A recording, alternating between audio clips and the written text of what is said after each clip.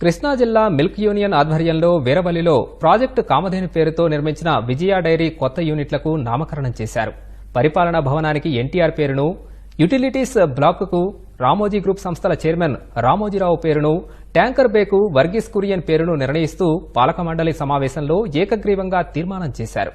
అనంతరం ఈ 3 భవనాలకు ఆయా పేర్లను నామకరణం చేస్తూ పాలక మండలి chairman Chalasani Anjaneyulu, MD Eswar Rao, board సభ్యులు లాంఛనంగా ప్రారంభోత్సవాలు చేశారు. సుమారు 200 కోట్ల రూపాయల వ్యయంతో వీరవల్లి ప్లాంటును అత్యాధునిక సాంకేతికతతో నిర్మించారు.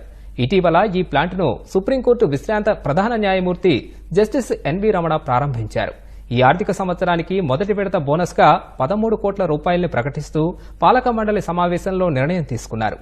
మంగళవారం నుంచి కృష్ణా, పశ్చిమ గోదావరి, చిత్తూరు, ప్రకాశం జిల్లాల రైతులకు బోనస్ పంపిణీ చేస్తామని చలసాని ఆంజనేయులు వెల్లడించారు.